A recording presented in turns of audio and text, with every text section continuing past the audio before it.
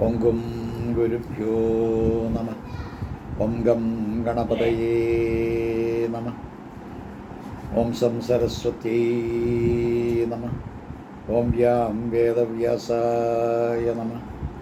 ഓം നമോ ഭഗവതേ ദക്ഷിണാമൂർത്തയേ മഹ്യം മേധാം പ്രജ്ഞാം പ്രയച്ഛ സ്വാഹ. ഓം ദീർഘദണ്ഡനമസ്കാരം നിർലജ്ജോ ഗുരുസന്നിധൗ ശരീരം അർത്ഥം പ്രാണം ച സദ്ഗുരുഭ്യോ നിവേദയേത്. ഓം ഏകദന്തായ വിദ്മഹേ വക്രതുണ്ടായ ധീമഹി തന്നോ ദന്തി പ്രചോദയാത്. ബാലരവിദ്യുതിമിന്ദുകിരീടാം തുംഗകുജാം നയനത്രയയുക്താം സ്മേരമുഖിം വരദാങ്കുശഭാഷാം ഭീതിഹരാം പ്രഭജേത ഭുവനേശ്യം. അരുണകിരണജാലേ രഞ്ജിതാസാവകാശ വിധൃതജപവടീകാ പുസ്തക വേദഹസ്ത അഭയവരകരാഢ്യാഭുല്ലകൽഹാരസംസ്ഥ നിവസതു ഹൃദിബാല നിത്യകല്യാണശീല. ജാലാകരാളമത്യുഗ്രം നശേഷാസുരസൂദനം ത്രിശൂലം പാതുനോ ഭീതേർഭദ്രകാളീ നമസ്തുതേ. കാളി മഹാകാളീ ഭദ്രകാളീ നമസ്തുതേ. കുലം ച കുലധർമ്മം ച മാം ച പാലയ പാലയ. ഓം നമഃ ശിവായ നമഃ. ഓം നമഃ ശിവായ. ഓം നമഃ ശിവായ. ശിവായൈ നമഃ. ഓം നമഃ ശിവായ. ഓം നമഃ ശിവായ. ശുഭം ശുഭം ഗുരു ഗുരു ശിവായ നമഃ. ഓം നാരായണായ നമ. നാരായണായ നമ. നാരായണായ നമ. നാരായണ നാരായണാഖില ഗുരോ ഭഗവൻ നമസ്തേ. ഓം നമോ ഭഗവതേ വാസുദേവായ. ശ്രീകൃഷ്ണായ പരബ്രഹ്മണേ നമ. ഹരി ഓം. ഉപരിചരവസു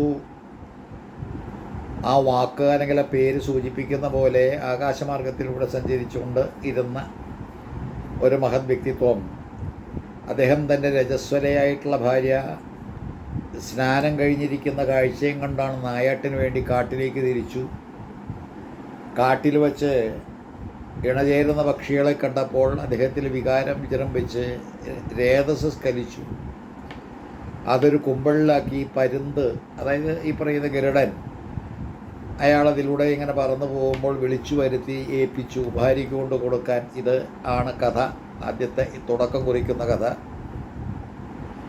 ഏതായാലും രജസ്വല ആയിരുന്ന ഭാര്യ ഋതുമതിയായിട്ടുള്ള അവസ്ഥ കഴിഞ്ഞ് ഗർഭധാരണത്തിന് ശേഷിയുള്ള സന്ദർഭത്തിലാണ് ഈ കാര്യങ്ങളെല്ലാം തന്നെ നടക്കുന്നത്. പക്ഷേ ആ ഉപരിചരവസൂതൻ്റെ ആ ബീജം അല്ലെങ്കിൽ രേതസ് ഏൽപ്പിച്ചു വിട്ട ആ പരുന്തിനെ വേറൊരു പരുന്ത് കണ്ടപ്പോൾ എന്തോ ആഹാരപദാർത്ഥമായിരിക്കും കൊത്തിക്കൊണ്ടുപോകുന്നതെന്ന് കണ്ടിട്ട് തമ്മിൽ ആകാശത്തിൽ വച്ച് തമ്മിൽ ശണ്ട കൂടി കൊത്തിപ്പിടിച്ചിരിക്കുന്ന ആ കുമ്പള് അതെല്ലാം തന്നെ ഈ സമുദ്രത്തിൽ വീണു എന്നാണ് കഥ.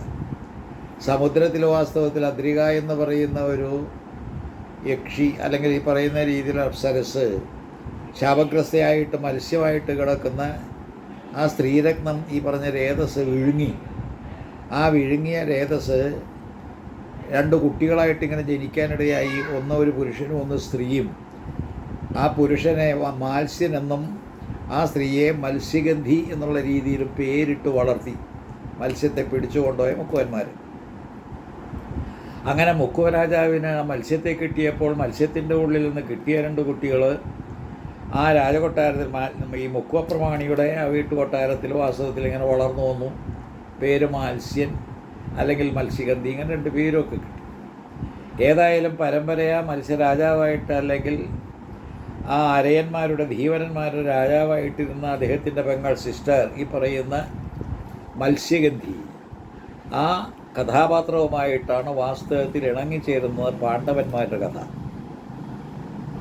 അപ്പോൾ ഉപരിചരവസുവിൻ്റെ പരമ്പരയിൽപ്പെട്ട് ഒരു മത്സ്യകന്യക അല്ലെങ്കിൽ ഒരു മത്സ്യമായിട്ട് കിടന്നിരുന്ന് അപ്സര സ്ത്രീ പ്രസവിച്ച മത്സ്യകന്യക ആ മുക്കുവപ്രമാണിമാരുടെ ജോലി, അവരുടെ ജോലി തന്നെ അക്കരെ കടത്തുക ഇക്കരെ കടത്തുക, ആ രീതിയിൽ തോണിയുമായിട്ട് നിൽക്കുന്ന സമയത്താണ് അതിശ്രേഷ്ഠമതിയായിരിക്കുന്ന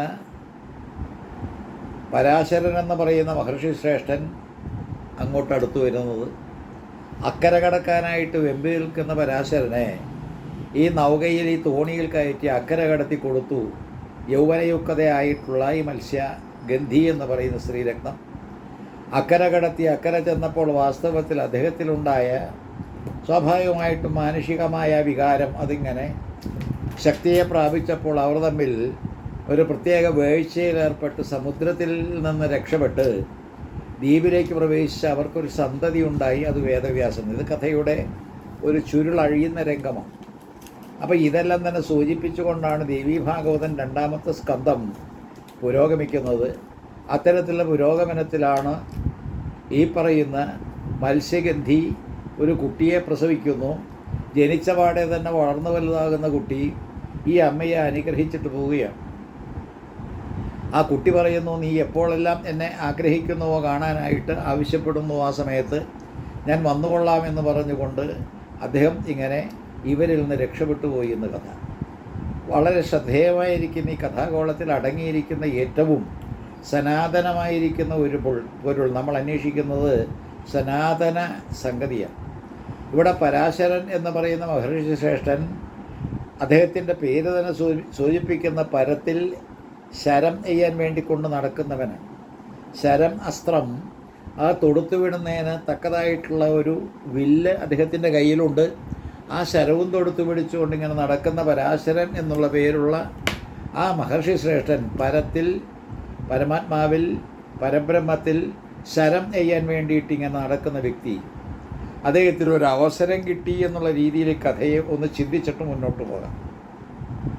കാരണം ജനിക്കുന്നത് ഒരു അമാനുഷിക പ്രകൃതിയായിരിക്കുന്ന വേദവ്യാസരാണ്.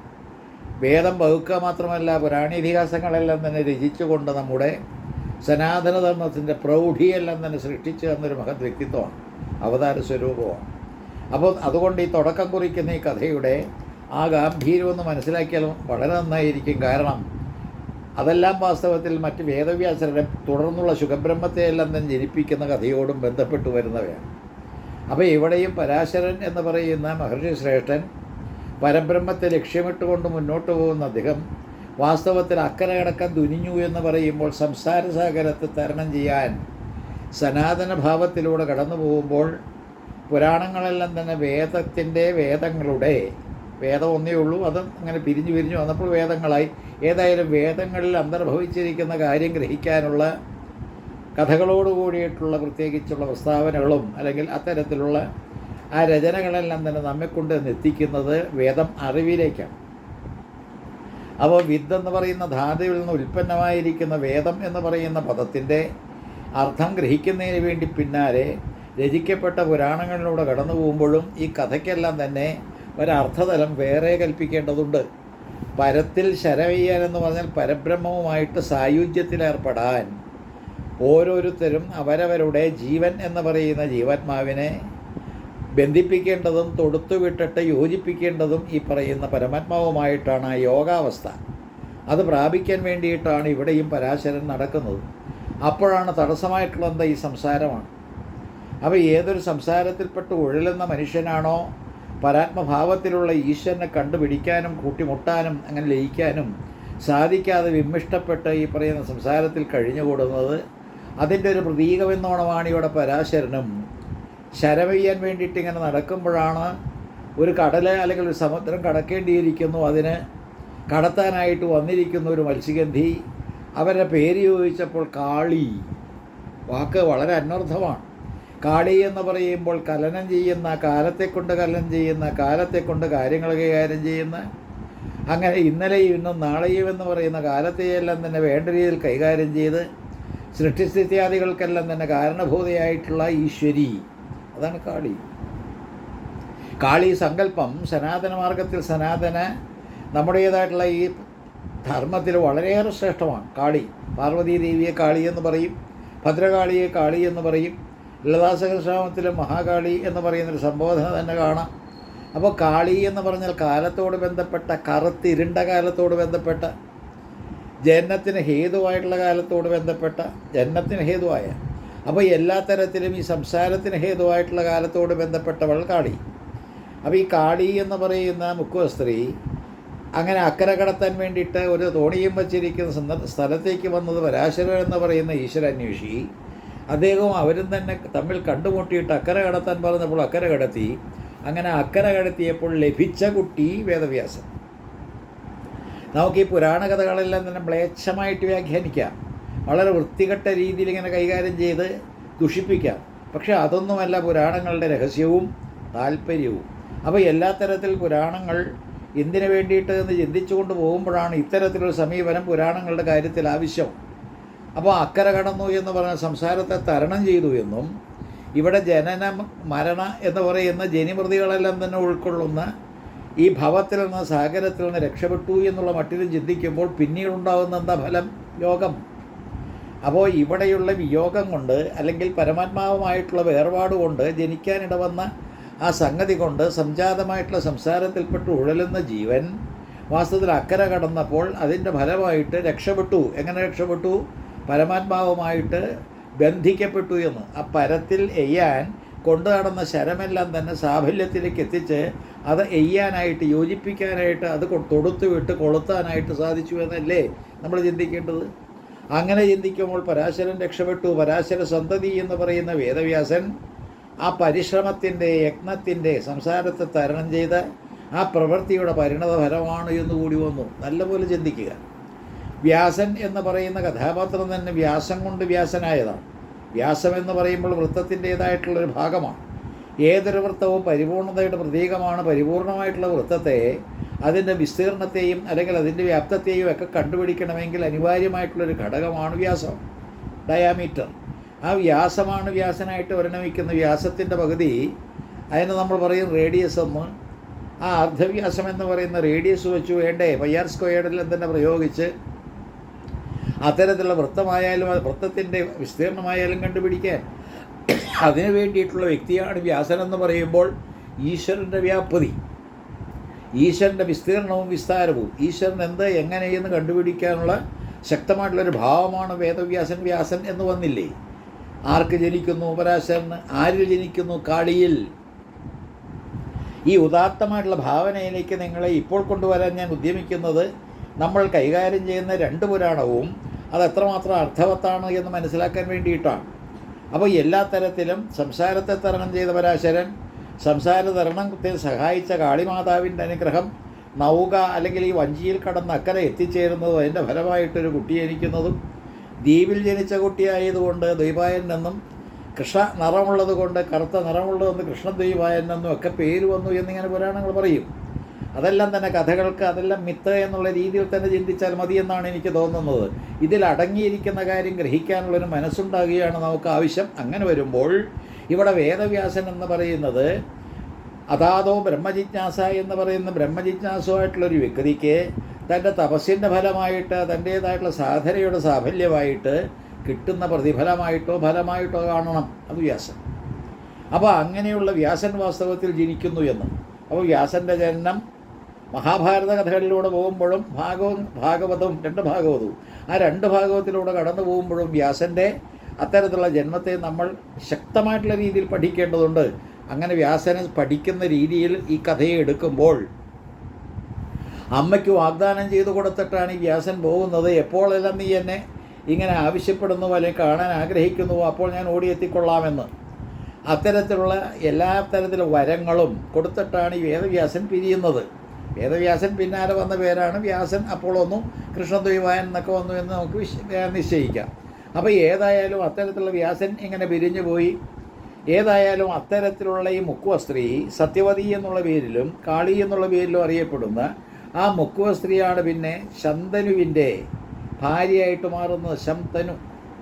അപ്പോൾ ഈ ശംതനു എന്ന് പറയുന്ന ശംതനു, ശാന്തിയാണ്, സമാധാനമാണ്. അപ്പോൾ ഈ ശന്തനു എന്ന് പറയുന്ന ആ രാജശ്രേഷ്ഠൻ്റെ ഭാര്യാവത അലങ്കരിക്കുന്ന ഈ മുക്കുവ സ്ത്രീ, ആ സ്ത്രീ വാസ്തവത്തിൽ ഈ പറയുന്ന അവരുടെ ജന്മത്തിൽ കുട്ടികളുണ്ടാകുന്നു. അതാണ് വിചിത്രവീരനും ചിത്രാംഗതനും. വിചിത്രവീരൻ, ചിത്രാംഗതൻ, ഇങ്ങനെ രണ്ട് വ്യക്തികളുണ്ടാകുന്നത് വാസ്തവ പാരമ്പര്യം, പാണ്ഡവന്മാരുടെ പാരമ്പര്യമാണ് ഇവിടെ പഠിക്കുന്നത്. ആ പാണ്ഡവന്മാരുടെ വംശത്തെ ചിത്രീകരിച്ചുകൊണ്ട് അതിൻ്റെ മൂലം മുതൽ ഇങ്ങനെ അന്വേഷിച്ച് വരുമ്പോഴാണ് വിചിത്രവീരനും ചിത്രാംഗതനും ഉണ്ടാകുന്നു. വിചിത്രവീരനും ചിത്രാംഗതനും രണ്ടുപേരും വാസ്തവത്തിൽ ചിത്രാംഗതൻ എന്ന് പറയുന്നത് ഒരു ഗന്ധർവൻ്റെ പേരായതുകൊണ്ട് ഗന്ധർവന്മാരുമായിട്ട് ഇങ്ങനെ ഏറ്റുമുട്ടി മരിച്ചു എന്ന് പുരാണം. അത്തരത്തിൽ ആ ചിത്രാംഗതനില്ലാതെയായി. പക്ഷേ ഈ പറയുന്ന വിചിത്രവീരനാണെങ്കിൽ വിവാഹം ഇങ്ങനെ വിവാഹപ്രായമായി വിവാഹം കഴിക്കാനായിട്ട് അന്വേഷിച്ചിട്ടൊന്നും കിട്ടാനില്ല. അപ്പോഴാണ് ഭീഷ്മർ അതിൻ്റേതായുള്ള ഉത്തരവാദിത്വം ഏറ്റെടുക്കുകയാണ്. ആരാണപ്പോൾ ഈ ഭീഷ്മർ? ഭീഷ്മരും ഇതുപോലെ തന്നെ ശന്തനുവിൻ്റെ സന്തതിയാണ്. ശന്തനു എന്ന് പറയുന്ന മഹാഭിഷൻ്റെ സന്തതിയായിരിക്കുന്ന ശന്തനു ഗംഗാദേവിയെ വിവാഹം കഴിക്കുന്ന ഒരു രംഗം നമ്മൾ ഈ തരുണത്തിൽ, ഈ അവസരത്തിൽ, ഈ സന്ദർഭത്തിൽ പഠിക്കുന്നുണ്ട്. ഗംഗ എന്ന് പറയുന്ന ആ ജലസ്രോതസ്, ഗംഗ എന്ന് പറയുന്ന പവിത്രമായിട്ടുള്ള നദിയെ സ്ത്രീയാക്കിക്കൊണ്ട് അല്ലെങ്കിൽ ഭാര്യയാക്കിക്കൊണ്ട് ശന്തനു അതിൽ കുട്ടികളെ ജനിപ്പിക്കുന്ന 8 കുട്ടികളുണ്ടായി എന്നാണ്. ആ 8 കുട്ടികളെല്ലാവരും തന്നെ വസുക്കളുടെ, അഷ്ടവസുക്കളുടെ ജന്മമായിട്ടാണ്. ശാപഗ്രസ്തരായ ആ അഷ്ടവസുക്കൾ ഓരോന്നോരോന്നിങ്ങനെ ജനിക്കുന്നു. അക്കൂട്ടത്തിൽ 8ാമത്തെ വസുവാണ് ഇവിടെ ഭീഷ്മരായിട്ട് ജനിക്കുന്നത്. 8ാമത്തെ കുട്ടി ഇവിടെ കൂടുതൽ കാലം ജീവിക്കാനിട വരുന്നു. മറ്റേ 7 പേരും ജനിച്ച പാടെ തന്നെ മരിക്കുന്നു. ഇതിൻ്റെ പുറകിലുള്ള കഥയും ഒന്ന് സ്മരിച്ചിട്ട് പോകാം. ഗംഗാദേവി, മഹാഭിഷനും ഗംഗാദേവിയും എല്ലാം തന്നെ ബ്രഹ്മസദസ്സിൽ വെച്ച് കണ്ടപ്പോൾ ഗംഗാദേവിയുടെ ആ വസ്ത്രത്തിൻ്റെ ഒരു ഭാഗം കാറ്റിൽ ഇങ്ങനെ അങ്ങോട്ട് ഉലഞ്ഞ് അകന്നു പോയപ്പോൾ അങ്ങനെ ഏറ്റവും കാണാൻ പാടില്ലാത്ത സ്ഥലം കണ്ടു എന്നോ അത്തരത്തിൽ ഏതായാലും ഒരു ലൗകികമായിട്ടുള്ള കാഴ്ചപ്പാട് വന്നതിൻ്റെ ഫലമായിട്ട് 2 പേര് ശാപഗ്രസ്തരായി ഭൂമിയിൽ വന്ന് ജനിച്ചു എന്നാണ്. അതാണ് ശന്തനു ആയത്. ആ ശന്തനു ഗംഗാദേവിയുടെ ഭാര്യയാകാൻ ഇടവന്നതും ഈ കഥയോട് ബന്ധപ്പെട്ടിട്ടാണ്. അപ്പോൾ ഈ ശന്തനുവിൻ്റെ ഭാര്യയായിട്ട് തീർന്നത് ഗംഗ ഇങ്ങനെ ഒരു പ്രത്യേക രീതിയിൽ വ്യവസ്ഥ പാലിച്ചുകൊണ്ടാണ് അവർ വിവാഹ ജീവിതത്തിലേക്ക് കടന്നത്. ഞാൻ എന്ത് ചെയ്താലും തടസ്സപ്പെടുത്തരുത്, എൻ്റേതായിട്ടുള്ള ഇംഗിതം, എൻ്റേതായിട്ടുള്ള ഇച്ഛ അതിന് ഒരിക്കലും തടസ്സം നിൽക്കരുത്, സമ്മതിച്ചു. അങ്ങനെ ഇവരുടെ ഇംഗിതങ്ങൾക്ക് തടസ്സം നിൽക്കാതെ ഈ ശന്തനു നിന്നത് കാരണം അഷ്ടവസുക്കൾ ശാപഗ്രസ്തരായിട്ട് ജനിച്ച 8 കുട്ടികളുടെ ആദ്യത്തെ 7ണത്തെയും ഈ ഗംഗയിൽ തന്നെ കൊണ്ടുപോയി വലിച്ചെറിഞ്ഞ് ഇവർ കൊന്നു. ആരാണപ്പോൾ ഈ അഷ്ടവസുക്കൾ? എന്താ ഇങ്ങനെ ശാപത്തിൽ ഇടവരാൻ കാരണം? അതും വസിഷ്ഠൻ്റെ പശുവിനെ മോഷ്ടിച്ചത് കൊണ്ടാണ്. വസിഷ്ഠൻ്റെ പശു കാമധേനുവിന് സദൃശമായിരിക്കുന്ന പശു നന്ദിനി പശു, ആ പശു ചോദിക്കുന്നതെല്ലാം തന്നെ കൊടുക്കുന്ന പശുവിനെ മോഷ്ടിച്ചു വരെല്ലാവരും കൂടി.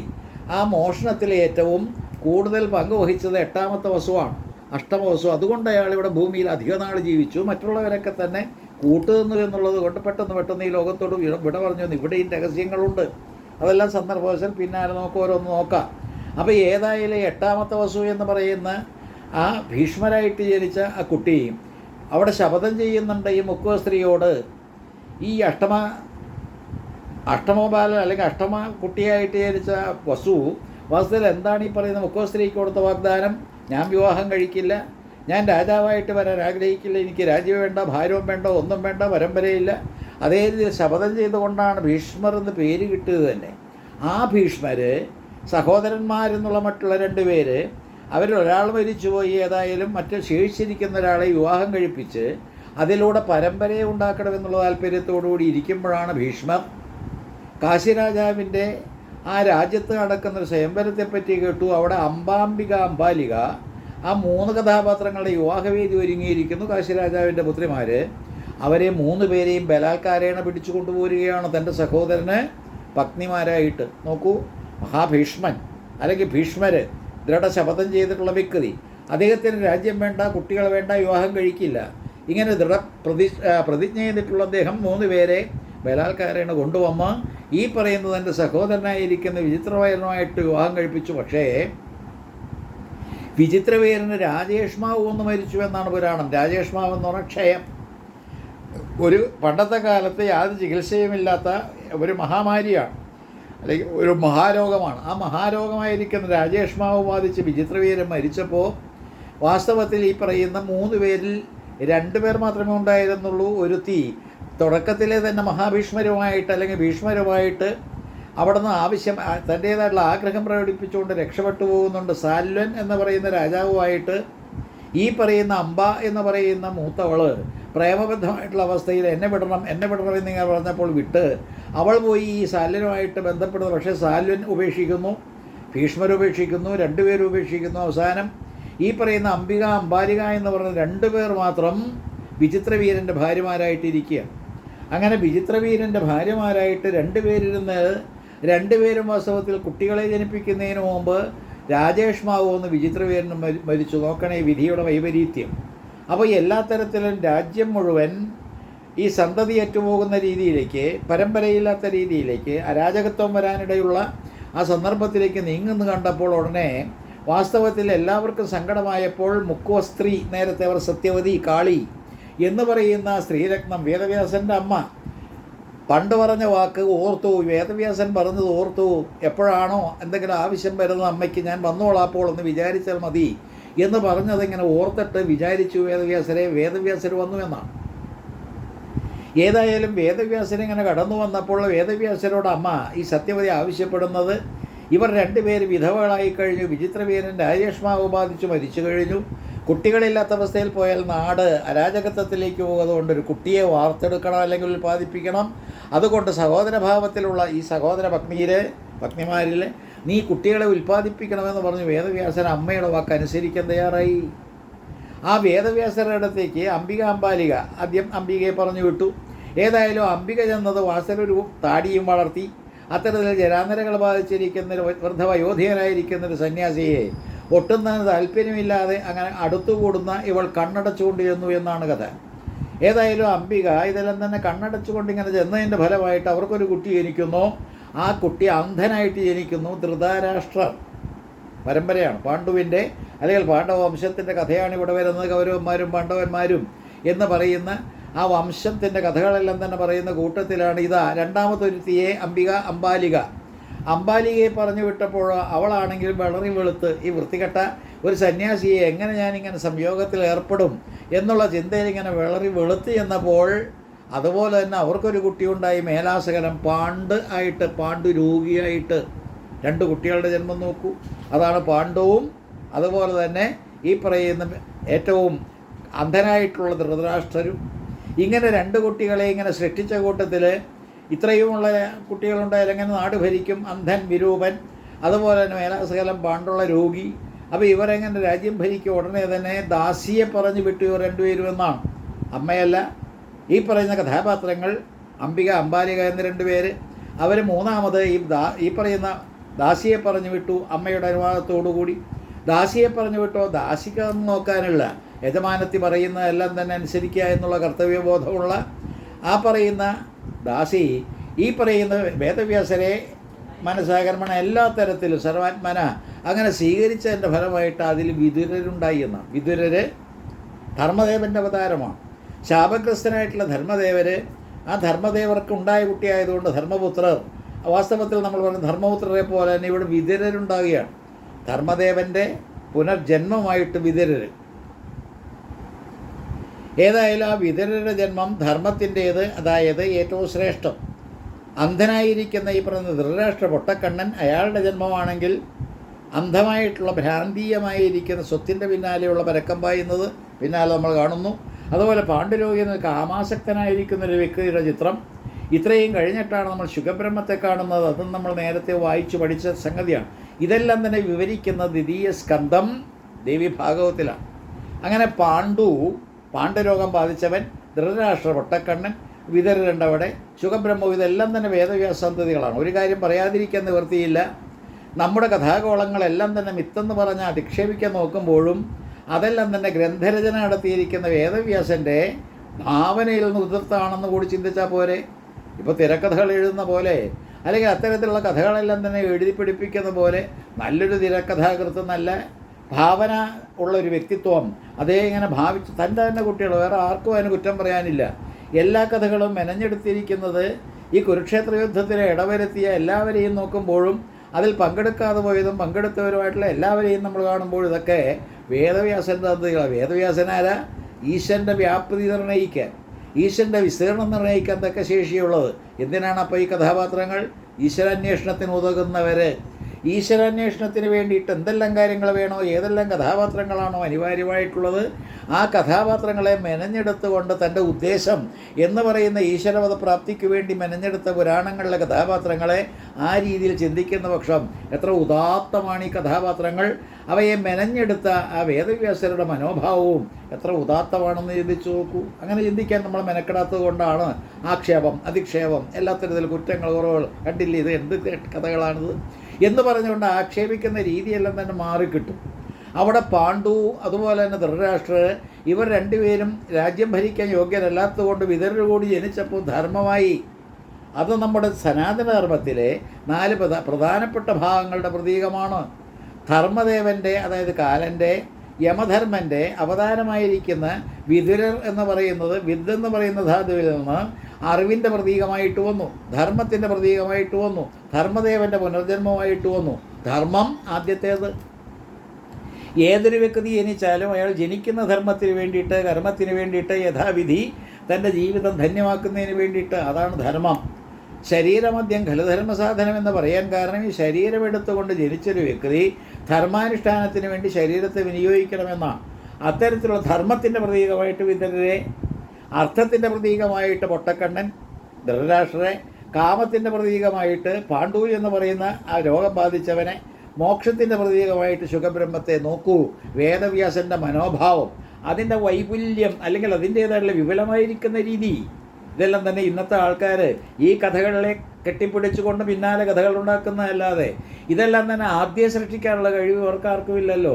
ഏതായാലും വേദവ്യാസരുടെ മനോഭാവത്തിൻ്റെ ആ മഹത്വം നമ്മൾ ചിന്തിക്കുന്ന പക്ഷം 4 പേര് ധർമ്മം, അർത്ഥം, കാമം, മോക്ഷം, ഇത്തരത്തിലുള്ള കഥാപാത്രങ്ങളെ നിരത്തിക്കൊണ്ട് നമുക്ക് 2ാമത്തെ സ്കന്ധത്തിലൂടെ കടന്നു പോകുമ്പോൾ ഈ പാണ്ഡുവിനും അതുപോലെ തന്നെ പൊട്ടക്കണ്ണനായിരിക്കുന്ന ധൃതരാഷ്ട്രക്കും ഉണ്ടായ പരമ്പരയെപ്പറ്റി പറയുകയാണ്. ഗാന്ധാരിയെ വേട്ട ധൃതരാഷ്ട്രരും കുന്തി മാദ്രി എന്ന് പറയുന്ന 2 ഭാര്യമാരുള്ള പാണ്ഡുവും അവരിലൂടെ ജനിക്കുന്ന കഥാപാത്രങ്ങളെയാണ് പിന്നാലെ നമ്മൾ കാണുന്നത്. ധൃതരാഷ്ട്രക്ക് 100 ആൺകുട്ടികളും 101ാമത് വാസ്തവത്തിൽ ഒരു പെൺകുട്ടിയും ഉണ്ടായി എന്നാണ് ദുശ്ശള. അപ്പോൾ ദുര്യോധനാദികൾ 100 പേരും പിന്നാലെ ഒരു പെൺകുട്ടിയും ഉണ്ടായി. അതെല്ലാം തന്നെ ഒരു പ്രത്യേക രീതിയിൽ മാംസപിണ്ഡമാണ് പ്രസവിച്ചതെന്നും അതിനെയെല്ലാം തന്നെ മുറിച്ച് 100 കഷ്ണങ്ങളാക്കി ഇങ്ങനെ കുടത്തിലിട്ടു എന്നൊക്കെയാണ് കഥകൾ. അപ്പോൾ ആ കഥകൾക്കെല്ലാം തന്നെ കഥകളുടെ പ്രാധാന്യം കൊടുത്താലും വിരോധമില്ല. ഏതായാലും ആ കാലഘട്ടത്തിൽ അങ്ങനെ ഒരു സൃഷ്ടി നടത്താനുള്ള യോഗ്യത അന്ന് ജീവിച്ചിരുന്നവർക്കുണ്ടായിരുന്നു. അപ്പോൾ ധൃതരാഷ്ട്രർ ഇത്തരത്തിൽ 100 പേരുടെ സന്തതികളുടെ അച്ഛനായിട്ടിരിക്കുമ്പോൾ ഇവിടെ പാണ്ഡു എന്ന് പറയുന്ന രോഗഗ്രസ്തൻ, അയാളെ സംബന്ധിച്ചിടത്തോളം കാമത്തിൻ്റെ പ്രതീകമാണ്. ആരെയെങ്കിലും ആഗ്രഹത്തോടുകൂടി, കാമത്തോടുകൂടി, പ്രേമ ആവേശത്തോടുകൂടി സമീപിച്ചാൽ മരിക്കുമെന്നുള്ള പേടി കൊണ്ട് കുന്തി എന്ത് ചെയ്തു? കുന്തിക്ക് മുൻപേ തന്നെ ഈ പറഞ്ഞ വരങ്ങൾ കിട്ടിയിട്ടുള്ള കുന്തി ദുർവാസാവ് അനുഗ്രഹിച്ചേകിയ ഓരോരോ മന്ത്രങ്ങൾ കൈകാര്യം ചെയ്യാനുള്ള കഴിവുണ്ട്. സൂര്യനെ എതിർച്ചയാന്ന് പ്രാർത്ഥിച്ചതുകൊണ്ടാണ് പെട്ടെന്ന് പ്രത്യക്ഷപ്പെട്ട സൂര്യനിൽ നിന്ന് കർണൻ ജനിക്കുന്നത് വിവാഹിതയാകുന്നതിന് മുമ്പ്. അപ്പോൾ അത്തരത്തിൽ അപവാദം കേൾക്കാതിരിക്കുക അതിനെ പെട്ടിയിലിങ്ങനെ അടക്കി അതിനെ ഒഴുക്കിവിട്ട കഥയും ഇതെല്ലാം തന്നെ സ്മരിക്കേണ്ട സന്ദർഭമാണ്. അപ്പോൾ ഇങ്ങനെ പാണ്ഡവവംശത്തിൽ കർണൻ ജനിക്കുന്നുണ്ട്. അത് പെട്ടെന്ന് പോയി സൂര്യൻ്റെ സന്തതിയായിട്ട്. അത് കഴിഞ്ഞിട്ട് പിന്നാലെ ഓരോരുത്തർ ജനിക്കുന്നു. മൂത്തപുത്രൻ ധർമ്മദേവൻ്റെ തന്നെയാണ്, കാലൻ്റെ.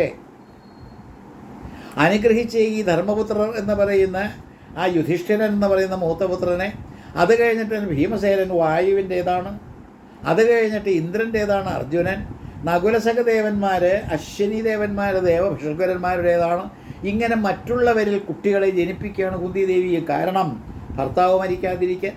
ഭർത്താവ് വാസ്തവത്തിൽ ഈ പറയുന്ന രീതിയിൽ കുന്തിദേവിയുടെ ഭർത്താവ് മാദ്രിയുടെയും ഭർത്താവ് അവിടെ പാണ്ഡു എന്ന് പറയുന്ന കഥാപാത്രം കാമാവേശം കൊണ്ട് ഭാര്യാഭർത്തൃബന്ധം പുലർത്തിയാൽ മരിച്ചു പോകുന്നുള്ളത് കൊണ്ട് ഇത്തരത്തിൽ ദുർവാസാവിനാൽ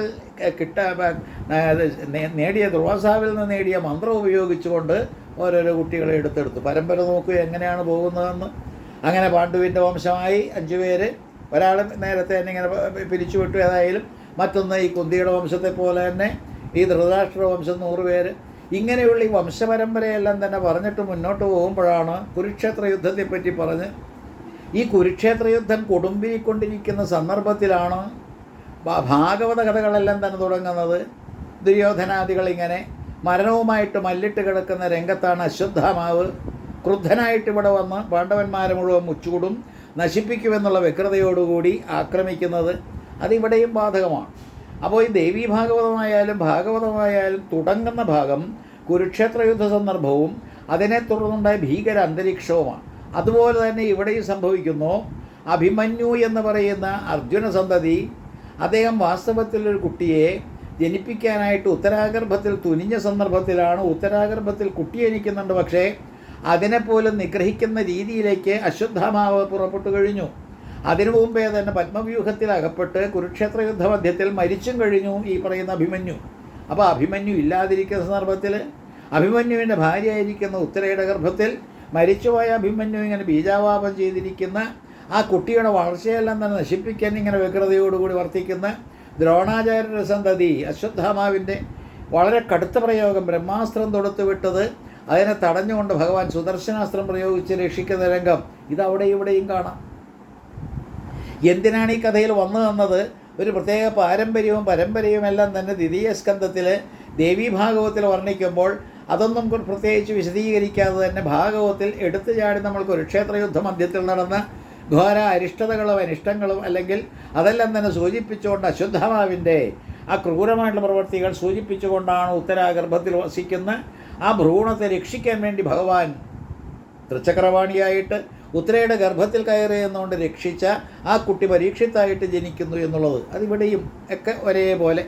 അപ്പോൾ അതേ രീതിയിൽ ജനിച്ച പരീക്ഷിത്താണ് വാസ്തവത്തിൽ കലിയെ ശാസിക്കുകയോ അത്തരത്തിൽ കലിക്കെതിരായിട്ട് പ്രത്യേകിച്ച് തൻ്റെ അധീശത്വം എല്ലാം തന്നെ പ്രകടിപ്പിക്കുകയും ചെയ്യുന്നത് അതെല്ലാം അവിടെ കാണാം. പക്ഷേ ആ പരീക്ഷത്തിൻ്റെ കഥ ഇങ്ങനെ പറഞ്ഞപ്പോഴാണ് നായാട്ടിന് വേണ്ടി ഇറങ്ങി തിരിച്ച രാജശ്രേഷ്ഠൻ നായാട്ടുവേളയിൽ ഇങ്ങനെ ക്ഷീണിതനായപ്പോൾ ദാഹവും വിശപ്പും അലട്ടുന്ന രീതിയിലേക്ക് വന്നപ്പോൾ ദാഹവും വിശപ്പിന് ഒരു അറുതി വരുത്താനായിട്ട് നേരെ കണ്ട ഒരു ആശ്രമത്തിലേക്ക് ചെന്നപ്പോൾ ശമീകൻ എന്ന് പറയുന്ന മഹർഷി അവിടെ കണ്ണടച്ചിരിക്കുന്ന കാഴ്ച കണ്ട് വെള്ളം ചോദിച്ചിട്ട് മിണ്ടാതിരിക്കുന്ന, വെള്ളം കൊടുക്കാതിരിക്കുന്ന അവസ്ഥ, ഉത്തരവാദിത്വമില്ലാത്ത ഒരു പ്രജ എന്നുള്ള മട്ടിൽ ഉടനെ ചത്തപാമ്പിനെ എടുത്ത് കഴുത്തിലിട്ടു. രണ്ടിടത്തും ഒരേ രീതി തന്നെ.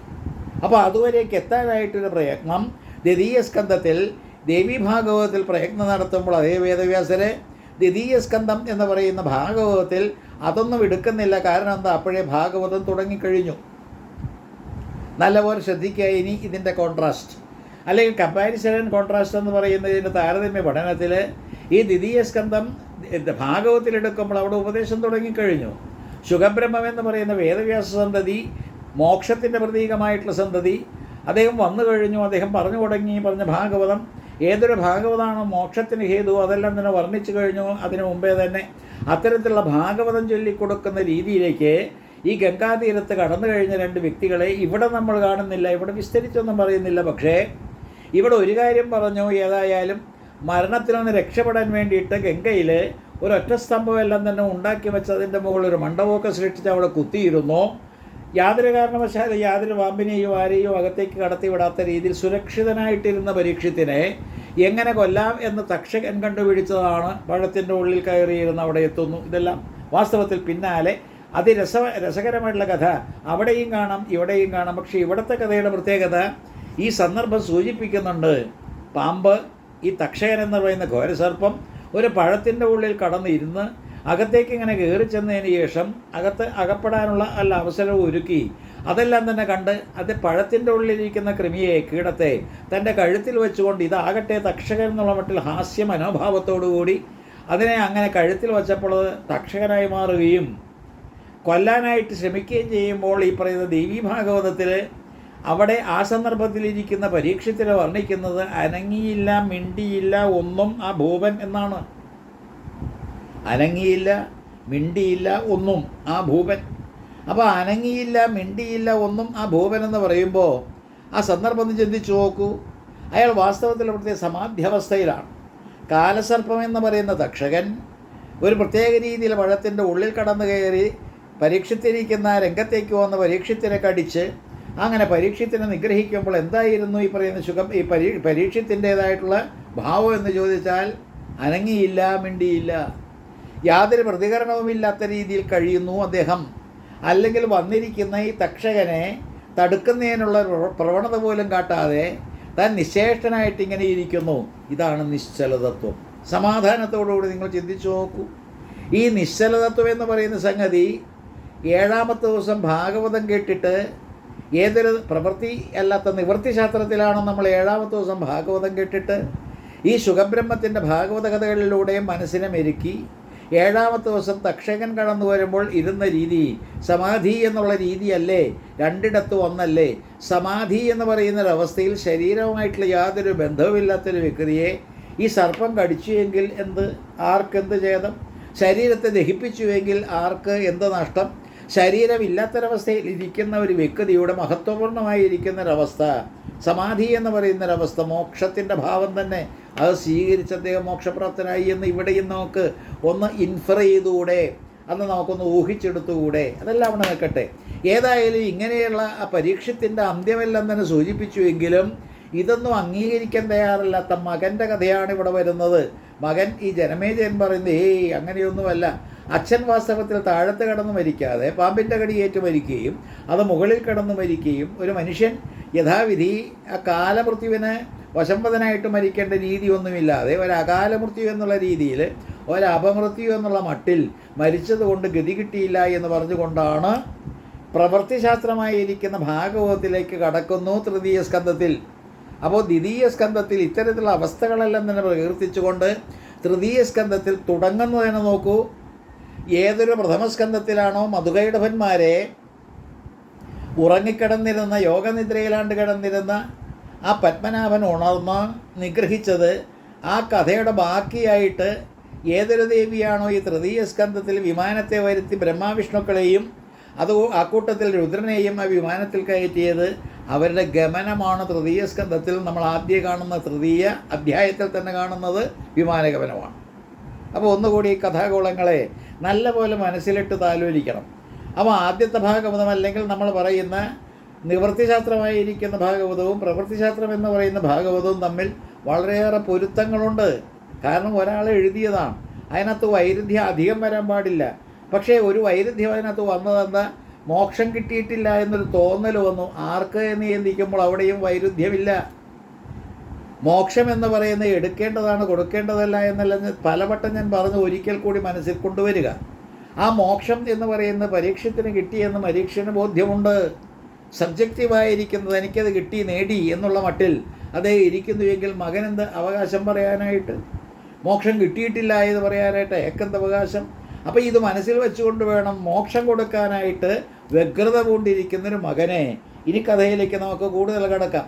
അപ്പോൾ ജനമേജയൻ എന്ന് പറയുന്ന കഥാപാത്രം ഒരു പ്രാപഞ്ചികനായിട്ടുള്ള മനുഷ്യൻ എന്നുള്ളത് നിസ്തർക്കം പറയാം. കാരണം എന്താ, അച്ഛനമോക്ഷം കിട്ടിയിട്ടില്ല, അക്ഷരമോക്ഷം കൊടുക്കണം, അച്ഛനമോക്ഷം കൊടുത്തില്ലേ മഹാകഷ്ടമാണ്, നരകത്തിൽ ചെന്ന് പതിച്ച് ആ യാതനകളെല്ലാം തന്നെ അനുഭവിക്കും.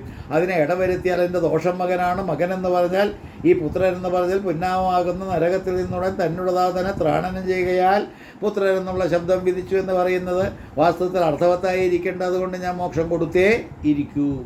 ചിന്തിച്ചു നോക്കൂ, രണ്ടും തമ്മിലുള്ള അടുപ്പവും അകൽച്ചയും ഇതെല്ലാം തന്നെ എത്തരത്തിൽ നമ്മളിതിനെ യോജിപ്പിക്കാൻ കഴിയും, എത്തരത്തിൽ വിയോജിക്കാൻ കഴിയും എന്നുള്ള കാര്യങ്ങൾ ചിന്തിച്ചു നോക്കും. ഈ കഥാകാലങ്ങളെ കൊണ്ട് കസരത്ത് നടത്തുന്ന ഈ കഥാഗോളങ്ങളെ കൊണ്ട് കസരത്ത് എന്ന് പറഞ്ഞാൽ ഇത്തരത്തിൽ രണ്ട് തരത്തിൽ ഒരേ വിഷയം തന്നെ കൈകാര്യം ചെയ്യണമെങ്കിൽ അത് വേദവ്യാസനല്ലാതെ പിന്നെ ആർക്ക് സാധിക്കുമെന്ന് ചിന്തിച്ചു നോക്കൂ.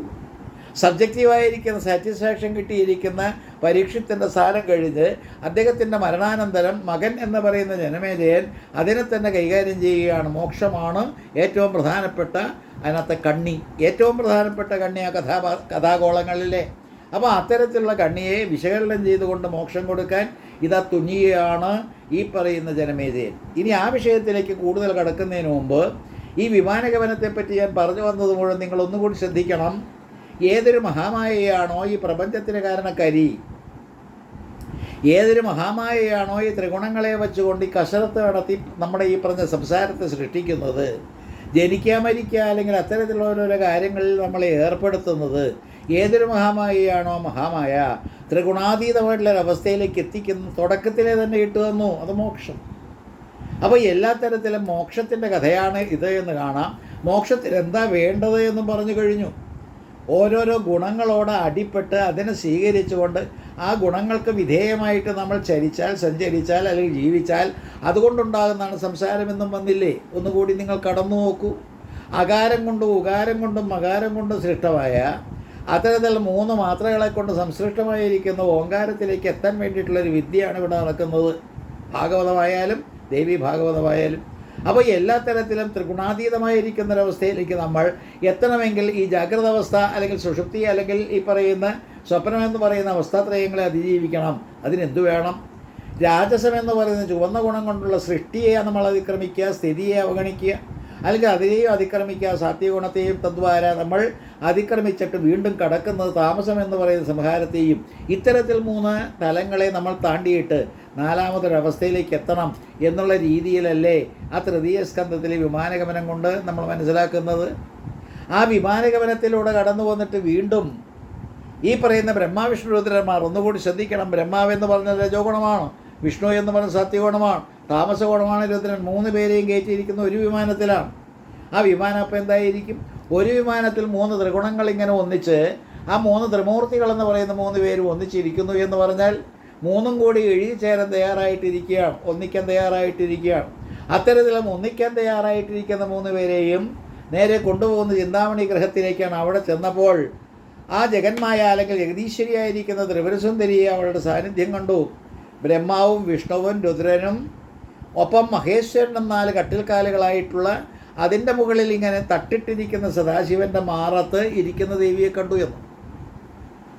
ഇത് കൂടുതൽ വ്യക്തമായിട്ട് 12ാമത്തെ സ്കന്ധത്തിൽ നമ്മൾ 10, 11, 12 അധ്യായങ്ങൾ വായിക്കുമ്പോൾ കൂടുതൽ ഗ്രഹിക്കാൻ കഴിയും. 10, 11, 12ാമത്തെ സ്കന്ധത്തിൽ. അപ്പോൾ അതേ രീതിയിലുള്ള ഈ വിമാനഗമനം കൊണ്ട് അവിടെ ചെന്നപ്പോൾ ദേവിയെ കണ്ടു. ദേവിയെ കാണുക മാത്രമല്ല, ചെന്ന 3 പുരുഷന്മാർ 3ഉം പെണ്ണായിട്ട് മാറിയെന്ന് ചിന്തിക്കേണ്ട ഒരു വിഷയമാണ്. ഏതൊരു സ്ഥലത്ത് എന്നാൽ നമ്മൾ അതേ രീതിയിലാകുന്നുവോ അതിൻ്റെ പേരാണ് സാരൂപ്യം. സാരൂപ്യം എന്ന് പറഞ്ഞാൽ ഇവിടെ സ്ത്രീകൾ എന്നുള്ള മട്ടിലാണ് ദേവിമാരിയിരിക്കുന്ന ദേവിമാർ, അധികം തോഴിമാരൊക്കെ ഉണ്ടാവും. അപ്പോൾ എല്ലാ തരത്തിലും ആ ദേവിമാർ ആ പ്രകൃതി എന്ന് പറയുന്ന സ്ഥിതിവിശേഷം അതിനകത്തേക്ക് ഇവർ മാറി, ദേവിയായിട്ട് മാറി. അപ്പോൾ ദേവീ രൂപത്തിലേക്ക് മാറി എന്ന് പറഞ്ഞാൽ താതാത്മ്യം പ്രാപിച്ചു. താതാത്മ്യം പ്രാപിക്കുക എന്ന് പറഞ്ഞാൽ അതായിട്ട് തീർന്നു. നമ്മളും വാസ്തവത്തിൽ ചിന്തിക്കേണ്ടത് മോക്ഷം എന്ന് പറഞ്ഞാൽ അതായിട്ട് തീരുക എന്ന് തന്നെ. ഇത് ഇന്ന് വിട്ടുപോയി. ഇത് നമ്മുടെ മനസ്സിൽ ഈ മോക്ഷത്തിൻ്റേതുള്ള കൺസെപ്റ്റ് എല്ലാ തരത്തിലും വിട്ടുപോയത് കൊണ്ട് അതായിത്തീരുക എന്നുള്ള രീതി നമുക്കില്ലാതെ പോയി. അതായിത്തീരുക, തത്വം അസി. അപ്പോൾ അതായിത്തീരുക എന്നുള്ള രീതിയിലേക്ക് ഇവിടെ കൊണ്ടുപോയതാര മഹാമായ പ്രപഞ്ചത്തിൻ്റെ അധീശ്വരിയായിരിക്കുന്ന ദേവി അങ്ങോട്ടേക്ക് കൊണ്ടുപോയിട്ട് അതാക്കി മാറ്റി. ഏത്? ഈ പറയുന്ന ആ ദേവി തന്നെയാക്കി മാറ്റി. നമ്മൾ വൈകുണ്ഠത്തിൽ ചെന്ന വിഷ്ണുവായിട്ട് തീരുക, കൈലാസത്തിൽ ചെന്ന ശിവപെരുമാളായിട്ട് മാറുക, അല്ലെങ്കിൽ ഗോലോകത്തിൽ നിന്ന് കൃഷ്ണനായി തന്നെ മാറുക, ദേവീ സ്വരൂപത്തിലേക്ക് നമ്മൾ അങ്ങനെ ഇഴിഞ്ഞു ചേരുക. ഈ ഏറ്റവും ശ്രേഷ്ഠമായിരിക്കുന്ന ചിന്താമണി ഗ്രഹത്തിൽ ചെന്നാൽ ഇത്തരത്തിലുള്ളൊരു താതാത്മ്യം പ്രാപിക്കും. ഇതിൻ്റെ പേരാണ് മുക്തി. അല്ലാതെ നമ്മൾ പറയുന്ന രീതിയിൽ ഇങ്ങനെ എവിടെയോ ചെന്നിട്ട് അവിടെ ഒട്ടിപ്പിടിച്ച് അവിടെ കെട്ടിപ്പിടിച്ച് അവിടെ ആശ്ലേഷ ആലിംഗനാദികളിലൂടെ അതിലൂടെ കിട്ടുന്നൊരു പ്രത്യേകത, അതെന്ന് ഇങ്ങനെ ചിന്തിച്ച സമയം കളയാമെന്ന് മാത്രം. അപ്പോൾ നമ്മൾ അതാണ് എന്നിങ്ങനെ ഉറപ്പിച്ചു കഴിഞ്ഞാൽ കിട്ടുന്നത് അത് ഞാൻ തന്നെ എന്ന് പറയുന്ന രീതിയിലേക്ക് വരുമ്പോൾ നമുക്ക് അനുഭവവേദ്യമാകുന്നത്, രണ്ടായിട്ട് കേൾക്കുന്നൊരവസ്ഥയ്ക്ക് അറുതി വരുന്നത് ജീവൻ അല്ലെങ്കിൽ പരമാത്മാവ് തന്നെ എന്നുള്ള ബോധ്യത്തിലേക്ക് നമ്മൾ കടന്നു വരുന്നത്, അപ്പോൾ കിട്ടുന്ന ആ താതാത്മ്യ അവസ്ഥ, സമഞ്ജസമായിട്ടുള്ള സമ്മേളനം, യോഗാവസ്ഥ, അതാണ് മോക്ഷം. ആ മോക്ഷം ഇവിടെ വാസ്തവ തുടക്കത്തിൽ കാണിച്ചു തരുന്നുണ്ട്. തൃതീയ സ്കന്ധത്തിലെ 3ാമത്തെ ആ അധ്യായത്തിലൂടെ കടന്നു പോകുന്ന ബ്രഹ്മാവിഷ്ണു രുദ്രന്മാർ അവിടെ ചെന്ന് കാണുന്ന വേഷം കെട്ടുന്ന പെണ്ണായിട്ട് മാറുന്ന രീതി പുറത്തേക്ക് വന്നപ്പോൾ വീണ്ടും അവർ ആണുങ്ങളായി എന്നാണ്. അപ്പോൾ അകത്ത് പുറത്ത് എന്ന് പറയുന്നൊരു കഥ, ഒരു പ്രത്യേകത ഈ പറയുന്ന കഥയിലുമില്ലേ, അകത്ത് പുറത്ത്. നിങ്ങൾ അകത്തേക്ക് എന്താ പോകാത്തത്? ഈ ജയവിജയന്മാരുടെ കഥയും അത് തന്നെയാണ്. അകത്തേക്ക് കടന്നില്ല, അതുകൊണ്ട് അവർ ഉരുണ്ട് വീണ് പുറത്തേക്ക്. അകത്തേക്ക് കടന്നിരുന്നെങ്കിൽ അവരെന്തായേനെ? വിഷ്ണുവായിട്ട് ആ സാരൂപ്യം നേടിയേനെ, വിഷ്ണു തന്നെയായി മാറിയേനെ. അപ്പോൾ അവിടെയാണ് ഈശ്വരനായിട്ട് പരിണമിക്കുക, ഈശ്വരൻ തന്നെയായിട്ട് മാറുക, മാനവൻ മാധവനാകുക. അപ്പോൾ മനുഷ്യൻ ഈ പറഞ്ഞ രീതിയിൽ മാധവഭാവത്തിലേക്ക്, ഈശ്വരഭാവത്തിലേക്ക് മാറണമെന്ന് പറഞ്ഞു പഠിപ്പിക്കുന്ന കഥാകോളങ്ങളാണിവ.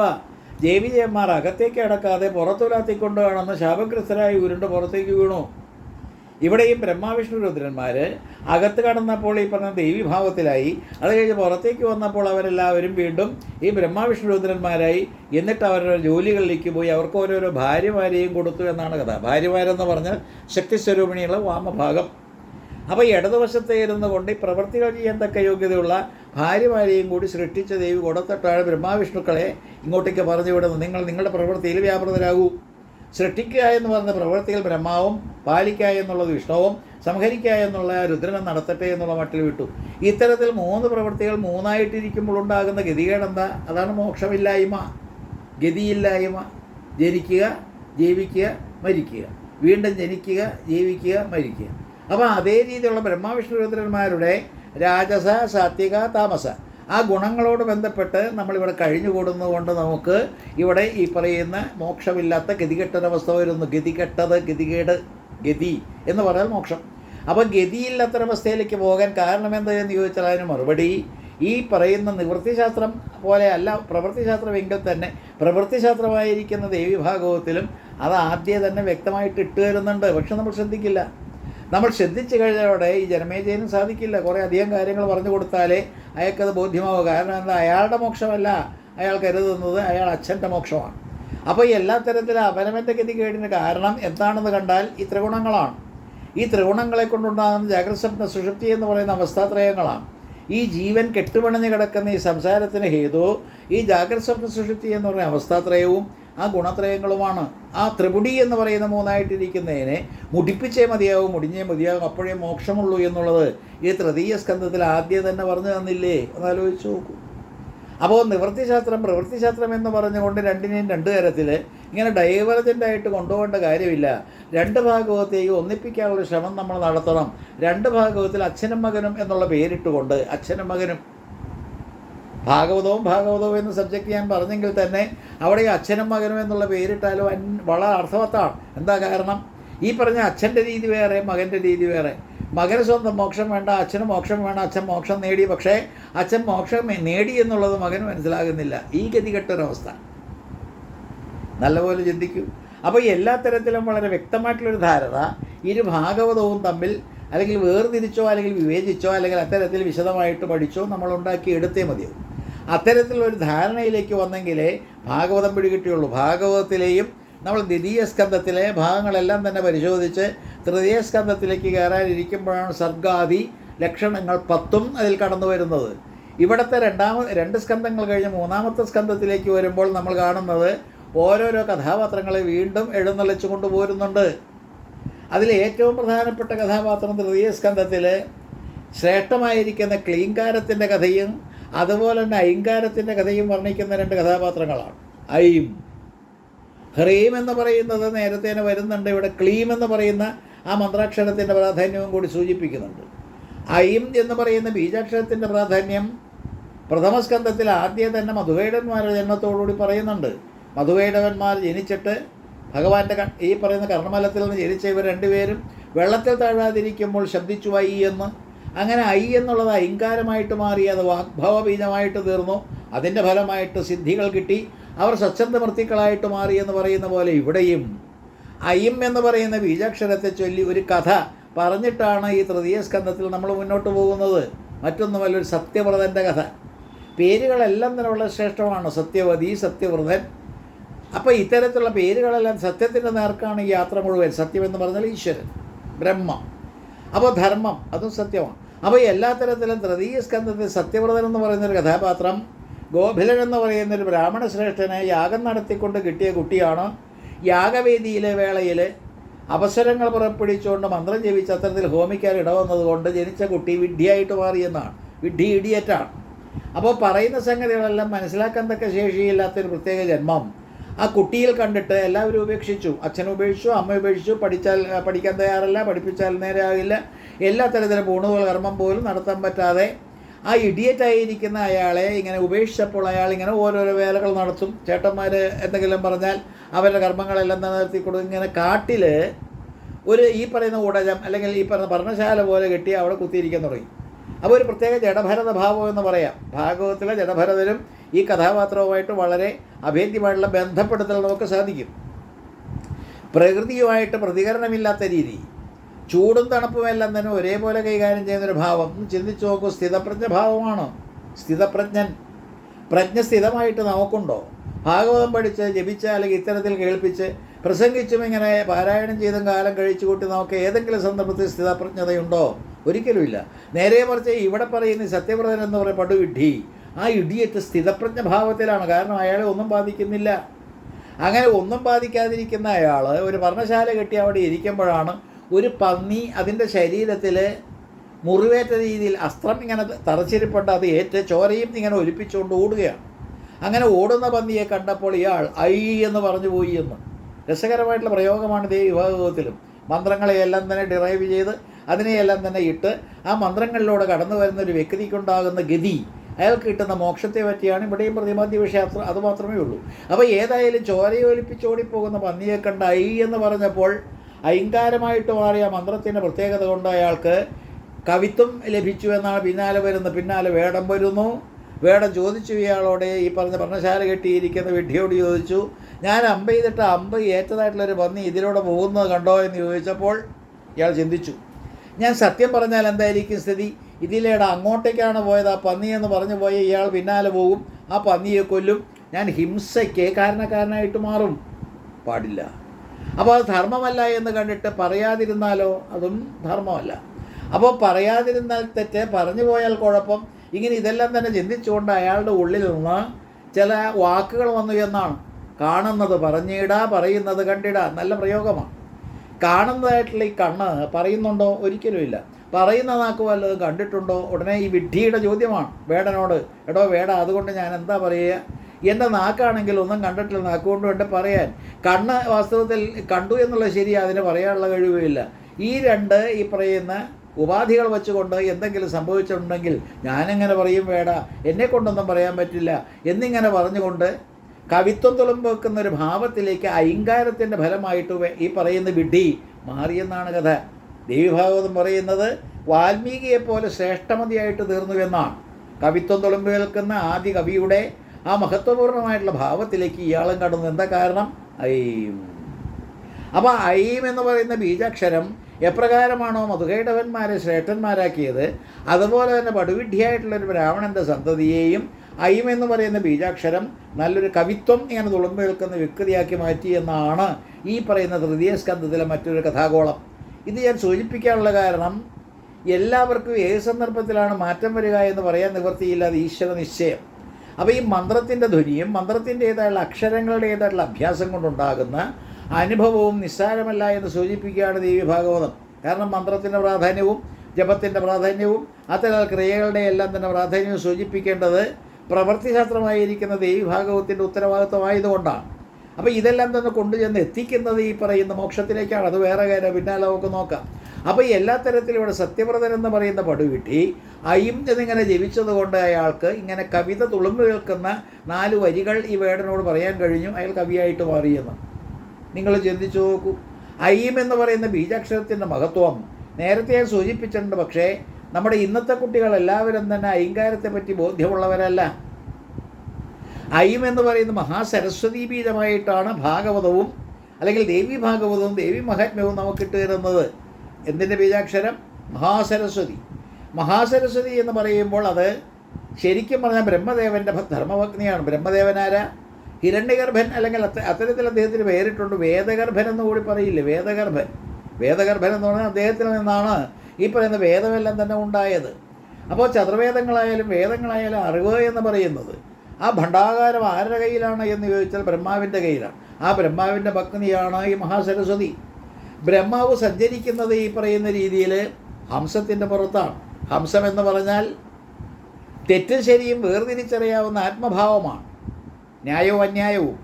അതുപോലെ തന്നെ നിത്യവും അനിത്യവുമായിട്ടുള്ളത് ഏത്, സത്യവും അസത്യവുമായിട്ടുള്ളത് ഏത് എന്ന് സത്യമായിട്ടുള്ള നിത്യമായിട്ടുള്ള ബ്രഹ്മത്തെ തിരിച്ചറിഞ്ഞുകൊണ്ട് അസത്യമായിട്ടുള്ള പ്രപഞ്ചത്തിൻ്റെ ജഡാഭാവത്തെയെല്ലാം തിരിച്ചറിയുന്ന ആ ഭാവത്തെയാണ് ഹംസം എന്ന് പറയുക. ഹംസത്തെപ്പറ്റി കൂടുതൽ ചിന്തിക്കാനുള്ള അവസരം വരുന്നുണ്ട്, ആ സമയത്ത് നോക്കാം. ഏതായാലും ഹംസവാഹനം അതാണ് ബ്രഹ്മാവിൻ്റേത്. അതേ വാഹനം തന്നെയാണ് സരസ്വതിയുടേത്, അതായത് വിദ്യയുടെ പ്രതീകം. അപ്പോൾ വിദ്യയുടെ പ്രതീകമായിരിക്കുന്ന സരസ്വതി, മഹാസരസ്വതി ബ്രഹ്മാവിൻ്റെ ധർമ്മപത്നി ആയതുകൊണ്ട് രജോ ഗുണപ്രധാനിയാണ്. ബ്രഹ്മാവ് സൃഷ്ടിക്കാനുള്ള വ്യക്തി ആയതുകൊണ്ട് രജോ ഗുണം. വിദ്യയെല്ലാം ഉണ്ട്, വേദമുണ്ട്. ആ വേദങ്ങളുടെ എല്ലാം തന്നെ ഉടമസ്ഥനാണ്. എങ്കിൽ തന്നെ ഗുണത്തെപ്പറ്റി പറയുമ്പോൾ അദ്ദേഹത്തിൻ്റെ ഗുണം എന്താ? രാജസമാണ്. അങ്ങനെ രാജസപ്രകൃതിയായിരിക്കുന്ന ബ്രഹ്മദേവൻ്റെ ധർമ്മപത്നിയായിരിക്കുന്ന മഹാസരസ്വതിയും രാജസപ്രകൃതിയാണ്. പക്ഷേ ഹംസവാഹനമുള്ളത് കൊണ്ടും കയ്യിൽ വേദമുള്ളത് കൊണ്ടും ഇത്തരത്തിൽ ശബ്ദത്തിൻ്റെ എല്ലാം തന്നെ ഉപജ്ഞാതാവായതുകൊണ്ടും അല്ലെങ്കിൽ അവിടെ നിന്നാണ് ഇതെല്ലാം തന്നെ ഒഴുകി വരുന്നത് എന്നുള്ളത് കൊണ്ടും വാഗ്ഭവബീജം എന്ന് പറയുന്ന ഐങ്കാരം മഹാസരസ്വതിയുടേതായി മാറി. വാക്ക് ഭവിക്കുന്ന ബീജം, വാഗ്ഭവബീജം. നമ്മൾ കേൾക്കുന്ന വാക്കുകളുടെ ശബ്ദവും അക്ഷരങ്ങളും എല്ലാം തന്നെ എവിടെ നിന്നുണ്ടാകുന്നു എന്ന് ചോദിച്ചാൽ ഐം എന്ന് പറയുന്ന ബീജാക്ഷരത്തിൽ നിന്നുണ്ടാകുന്നു. മാതങ്കി എന്ന് പറയുന്ന ലളിതാ സഹസ്രനാമത്തിലെ മാതങ്കി എന്ന് പറയുന്ന മന്ത്രണി, ആ മന്ത്രണീയതയായിട്ടുള്ള ബീജാക്ഷരമാണ് ഐം, മാതങ്കി, മന്ത്രണി. സാക്ഷാൽ ജഗദീശ്വരിയായിരിക്കുന്ന ത്രിപുരസുന്ദരി ലളിതാ പരമേശ്വരിക്ക് എല്ലാ നിയന്ത്രണ എക്സിക്യൂട്ടീവ് ഓഫീസറായിരിക്കുന്ന ഇവർ വേണം എല്ലാ കാര്യങ്ങളും നിർവഹിച്ചു കൊടുക്കാൻ. ആരാ എക്സിക്യൂട്ടീവ് ഓഫീസർ? മന്ത്രണി എന്ന് പറയുന്നത്. കാര്യനിർവഹണങ്ങളെല്ലാം തന്നെ അതിലേർപ്പെടുന്നവൾ. അപ്പോൾ യുദ്ധത്തിന് വേണ്ടി മുന്നോട്ട് പോകുന്ന രാജരാജേശ്വരി ലളിതാ പരമേശ്വരി, അവൾക്ക് താങ്ങും തള്ളുമായിട്ട് എക്സിക്യൂട്ടീവ് ഓഫീസർ എന്നുള്ള മട്ടിൽ വർത്തിക്കുന്ന മാതങ്കിയുടെ ബീജാക്ഷരവും ഐം തന്നെയാണ്. അപ്പോൾ ഐം എന്ന് പറയുന്ന മഹാസരസ്വതി ബീജം അനിവാര്യമായിട്ടും എല്ലാവരിലും ഉണ്ടാകേണ്ടതാണ്. നവാക്ഷരി എന്ന് പറയുന്ന പിന്നാലെ വരുന്ന മന്ത്രത്തിൽ ആദ്യത്തെ അക്ഷരമാണ് ഐം, രണ്ടാമത്തെ ഹ്രീം, മൂന്നാമത്തെ ക്ലീം. മൂന്നക്ഷരങ്ങളെ പ്രധാനമായിട്ട് അതിലുള്ളൂ. ഐം, ഹ്രീം, ക്ലീം. ചാമുണ്ടായ വിച്ചേ എന്ന് പറയുന്ന 6 അക്ഷരങ്ങൾ പിന്നാലെ മൊത്തം 9 അക്ഷരങ്ങൾ നവാക്ഷരി എന്ന പേര്. ദേവീ ഭാഗവതത്തിലും അതിഗഹനമായിട്ടുള്ള സംഗതികൾ ഒളിപ്പിച്ചു വച്ചിരിക്കുന്ന ഈ നവാക്ഷരി മന്ത്രത്തിൻ്റെ പ്രത്യേകത പിന്നാലെ നമ്മൾ പഠിക്കുന്നുണ്ട്. ഈ നവാക്ഷരി മന്ത്രത്തിൽ അടങ്ങിയിരിക്കുന്നത് 3 ബീജാക്ഷരങ്ങൾ ഐം, ഹ്രീം, ക്ലീം. അത് 3 ഗുണങ്ങളുടേത്, 3 അവസ്ഥകളുടേത്, 3 മൂർത്തികളുടേത്, 3 തരത്തിലുള്ള ആ ദേവിമാരുടേത് എന്നുള്ള മട്ടിൽ ചിന്തിക്കുമ്പോൾ നിസ്സാരമാണോ ഈ ഐങ്കാരം? മാതങ്കിയുടേത്, മഹാസരസ്വതിയുടേത്, വിദ്യയുടേത്, വാക്കുകളെല്ലാം തന്നെ ഉത്ഭവിക്കുന്ന അത്തരത്തിലുള്ള ഐങ്കാരത്തിലേക്ക് നമ്മൾ കടക്കുന്നതും ഈ തൃതീയ സ്കന്ധത്തിലേക്കാണ്.